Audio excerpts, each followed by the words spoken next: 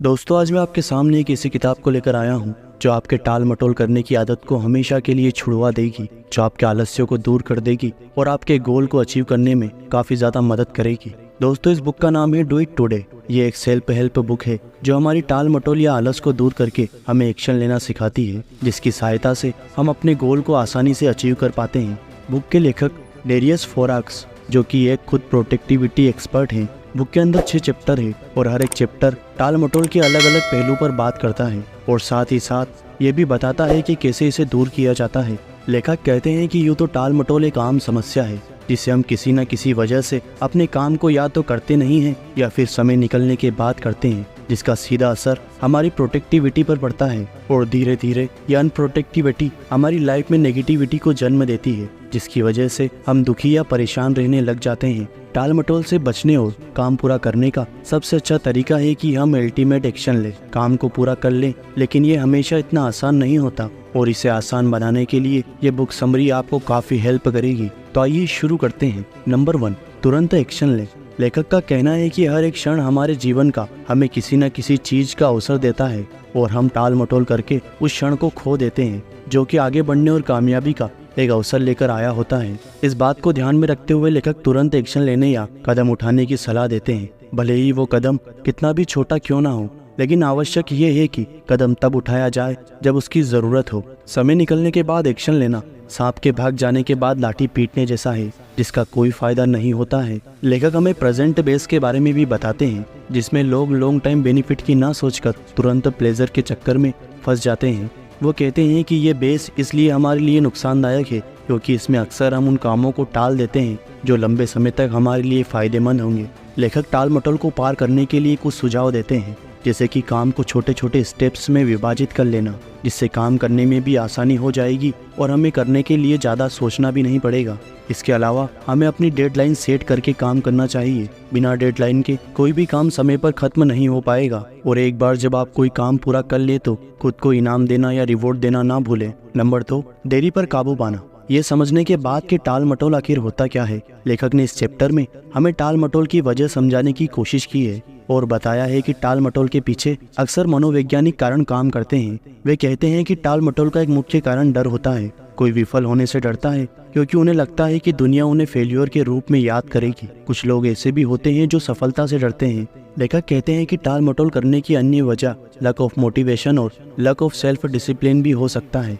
लेखक कहते हैं कि ऐसी कई तकनीकें हैं जिनका उपयोग विलंब पर काबू पाने के लिए किया जा सकता है। वो कहते हैं कि विलंब पर काबू पाने के लिए सबसे ज़्यादा ज़रूरी है सेल्फ डिसिप्लिन और विल पावर। सेल्फ डिसिप्लिन यानी आत्म अनुशासन, अपने इम्पल्स पर कंट्रोल करना और विल पावर अपने गोल्स को पाने के लिए प्रयास करने की क्षमता है। ये दोनों गुण विलंब पर काबू पाने के लिए ज़रूरी इसलिए हैं क्योंकि ये हमें काम को टालने की टेम्पटेशन को रिसेंट करने और ट्रैक पर बने रहने में मदद करते हैं। वैसे तो विलंब पर काबू पाना आसान नहीं है, लेकिन इसके पीछे के मनोवैज्ञानिक कारणों को समझकर और ऊपर दी गई बातों का पालन करके इस पर काबू पाना संभव हो सकता है। नंबर 3, उत्पादकता में महारत। लेखक बताते हैं कि काम को एफिशिएंटली और इफेक्टिवली करने ही प्रोडक्टिविटी यानी उत्पादकता कहते हैं। प्रोडक्टिविटी हर किसी के लिए बेहद ज़रूरी होती है, चाहे वो पढ़ाई हो, जॉब हो या अन्य कोई क्षेत्र। लेखक हमें अपनी उत्पादकता बढ़ाने के लिए कई टेक्निक्स अपनाने की सलाह देते हैं। आइए एक एक करके इन टेक्निक को समझते हैं। Number 1, time management. अपने समय का सदुपयोग करने को टाइम मैनेजमेंट कहते हैं। हम सबके पास दिन में 24 घंटे होते हैं, लेकिन फिर भी कुछ लोग 24 घंटों में औरों से ज़्यादा प्रोडक्टिव इसलिए रह पाते हैं क्योंकि वो अपने टाइम को बुद्धिमानी से उपयोग करते हैं। नंबर 2, प्राथमिकता। हमें ये पता होना चाहिए कि कौन सा काम ज़्यादा ज़रूरी है और कौन सा काम कम ज़रूरी है, और काम की इम्पोर्टेंस के अनुसार ही हमें अपना समय देना चाहिए। मतलब ज़्यादा ज़रूरी काम को पहले करना चाहिए और कम ज़रूरी काम को बाद में। Task management. कुछ काम छोटे होते हैं और करने में आसान होते हैं, वहीं कुछ काम बड़े होते हैं और करने में भी मुश्किल होते हैं। टास्क मैनेजमेंट हमें सिखाता है कि कैसे बड़े कामों को छोटे छोटे कामों में विभाजित करके उन्हें करने के लायक बनाया जा सकता है। डिस्ट्रैक्शन को दूर करना।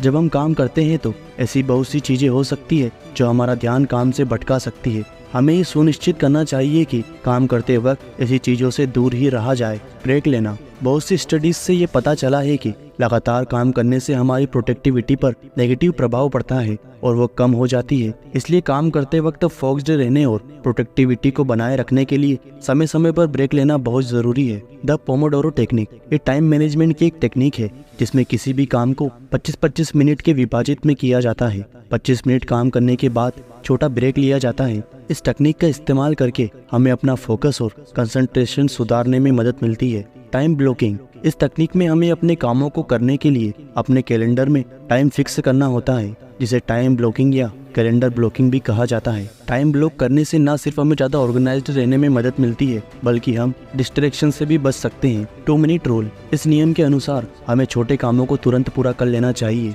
भले ही उसमें 2 मिनट का ही समय क्यों न लगे। ऐसा करके हम विलंब से बच सकते हैं और बड़े तथा ज़रूरी कामों के लिए समय भी निकाल सकते हैं। दोस्तों, इन टेक्निक का उपयोग करके आप भी अपनी प्रोडक्टिविटी को बढ़ा सकते हैं और सफलता की ओर अग्रसर हो सकते हैं। Number 4, the power of habits. आदतों की शक्ति। डेली रूटीन और प्रोडक्टिविटी पर आदतों का असर।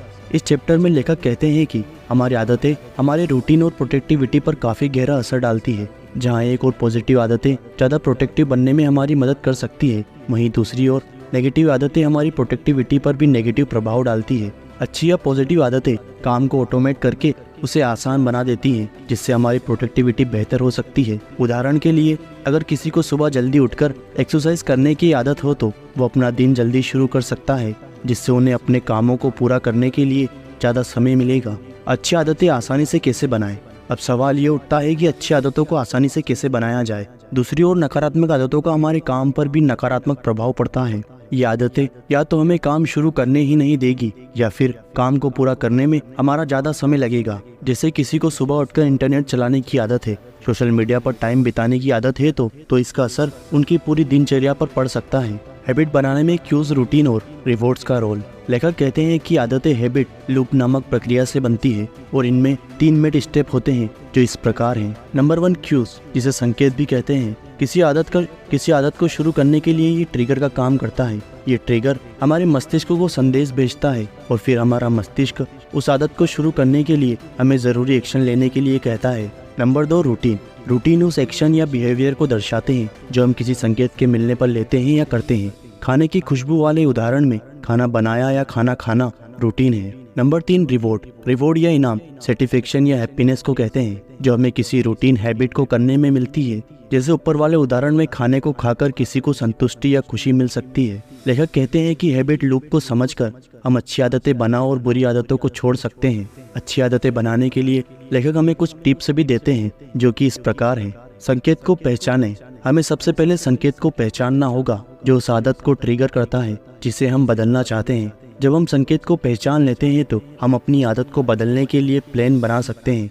नया रूटीन बनाएं। संकेत को पहचानने के बाद हमें नई आदतों को बनाने के लिए एक रूटीन बनाना होगा। नया रूटीन ऐसा होना चाहिए जिसे फॉलो करना आसान हो और जिसे हम एंजॉय भी कर सकें।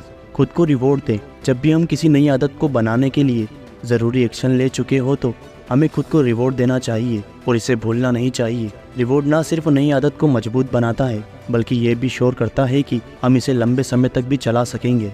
लेखक द्वारा दिए गए इन सुझावों का पालन करके हम भी अच्छी और सकारात्मक आदतें बना सकते हैं और लगातार एक्शन लेने का फ़ायदा खुद देख सकते हैं। क्रिएटिंग मोमेंट बनाएं। टू एट टुडे के इस चैप्टर में लेखक डेरियस फोरेक्स हमें बताते हैं कि मोमेंटम के बिना प्रोग्राम संभव नहीं है। वो कहते हैं कि जीवन में मोमेंट तभी संभव है जब हम कोई एक्शन लें। शुरुआती मोमेंट बनाने में थोड़ा समय तो लगता ही है, लेकिन एक बार मोमेंट बनने के बाद आगे की राहें आसान हो जाती है। वो हमें अपने जीवन में मोमेंट बनाने के लिए कुछ सुझाव भी देते हैं। लेखक कहते हैं कि मोमेंट एक ऐसा पावरफुल फॉर्मूला है जो हमें आगे बढ़ने में काफ़ी मदद करता है।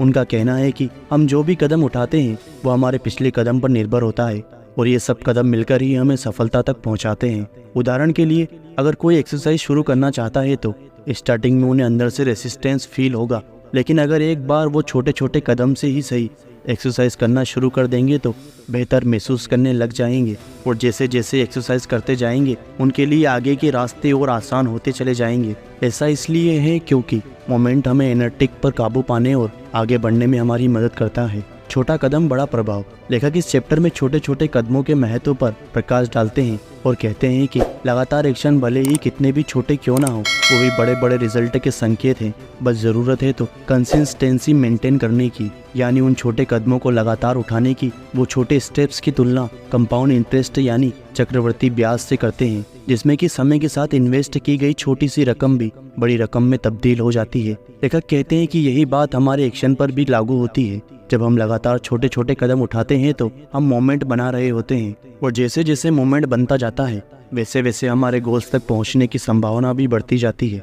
Singular focus. लेखक मल्टीटास्किंग को गलत मानते हैं और कहते हैं कि जब हम एक साथ कई काम करने की कोशिश करते हैं तो एक भी काम ठीक तरह से नहीं कर पाते हैं। मल्टीटास्किंग के दौरान असल में हम अपनी अटेंशन एक काम से दूसरे काम की ओर स्विच कर रहे होते हैं, जिसकी वजह से हम किसी एक पर भी ढंग से फोकस नहीं कर पाते हैं।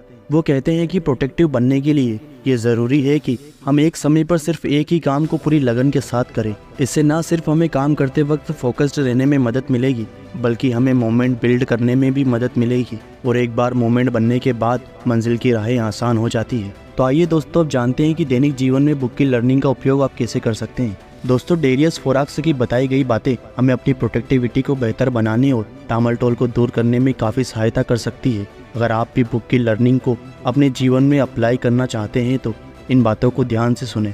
नंबर 1, एक्शन लें।